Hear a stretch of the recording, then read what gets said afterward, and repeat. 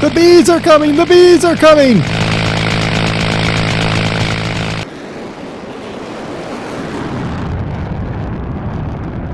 Hello everybody, welcome aboard, I'm DerTebbers. Welcome the France Sky base outside of Metz in France.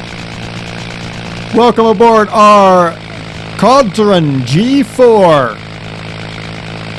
Okay, I noticed that the propellers are using the old accelerated thing because they're wiping out the scenery. That's kind of sad, but okay. Let's I was going to say, let's try for flaps. There are no flaps on this plane. There are no ailerons on this plane, people. Yeah, we'll talk about that in a minute. All right, let's run up our two Laron C radials. 80 horsepower each.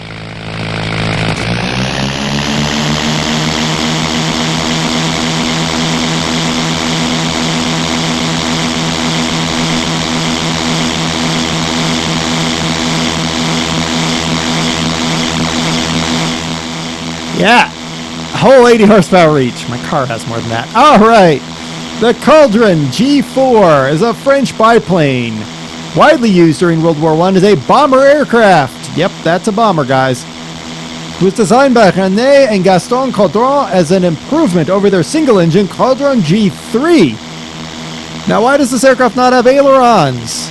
Because it uses wing warping. I think they've made acquiescence to the way FSX works by allowing us to see something on the edge of the wings, but it actually used wing warping, which is the same thing that, of course, the Wright brothers used on the Wright Flyer. Now, the G4 was used as a reconnaissance bomber deep into the heart of Germany. Later, when Germans developed a fighter force, it had to be used for night bombing because it would get shot down. Now, while the G3 was a reliable reconnaissance aircraft, it could not carry a useful bomb load. Owing to its design, it was difficult to be fitted with defensive armament. In order to solve these problems, the G4 was designed as a twin-engine extension of the G3. First flying March 1915. While the G4 had a similar pod and boom layout to the G3, pod and boom, yep. It has the two Laron rotaries, or also Anzani 10 radials, mounted on the struts between the wings instead of the single engine in the front of the crew nacelle. Now, while the wingspan was increased and the tailplane had 4 rudders instead of 2, this was all done to facilitate this larger, heavier aircraft.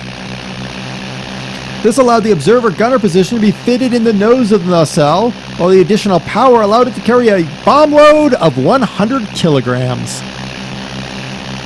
Entered service with the French Aéronautique Militaire in November 1915, it was the first twin-engine aircraft in service with that had any numbers to it in France. It is used to carry out bombing raids deep behind the enemy lines, being used to attack targets as far away as the Rhineland. Increased losses led to its withdrawal from the day bombing missions by the French in the autumn of 1916. The British Royal Navy Air Service also used a G4 as a bomber, using 55 of them, of which 12 were licensed built by the British Caudron Company, and the remainder supplied from France. The number 4 and 5 wings of the RNAS used a G4 for attacks against German seaplane and airship bases in Belgium. It was finally replaced in RNAS service by the Handley Page O-100 aircraft in autumn of 1917.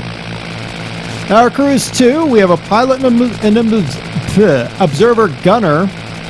Maximum speed, an amazing 124 kilometers an hour, that is 77 miles per hour.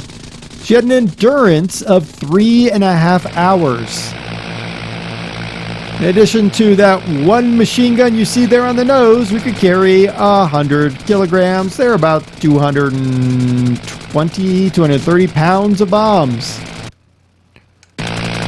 Interior is pretty basic in here. It's windy, it's noisy, it's scary.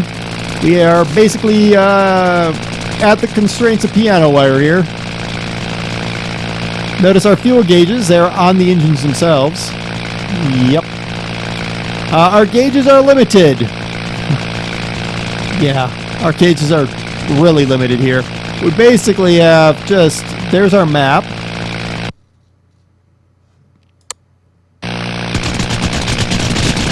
Don't click on the map. Oh crap, hold on. Oh, woo-hoo. Oh, we're back in the air again. Alright, clicking on the map does bad things to recording. It does open up the in-game map. Oh good lord, plane, quiet up. It does open up the in-game map, which is fine. I have no idea what that does. That or that or that. Those are all non-clickables. That is a compass. Yay! Shift 1. There we go. There's a little bit closer. Ooh, bombs. What happens if we click that? Oh, we can look straight down. Oh, that's not frightening at all. Hold on. Oh, that's how we're going to sight our bombs. Look through the hole in the floor. No, I don't want to. What does that check do? Oh, opens that. Okay, so that's all we've got. I'm going to look up now. 2, we get a nice little modern radio here that I had to detune because it started in at Metz Air Traffic Control, and that's it, I think. Yep, that's it. Which, I mean, to be fair, it's not like this thing has a lot. I will say that one thing that bothers me is that the pilot and co-pilot are just black blobs. That's kind of annoying.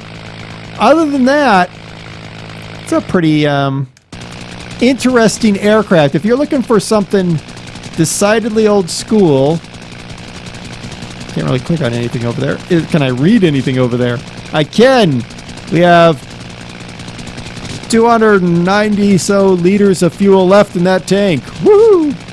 We will live again to fight another day. Shh, quiet plane. Whew. All right.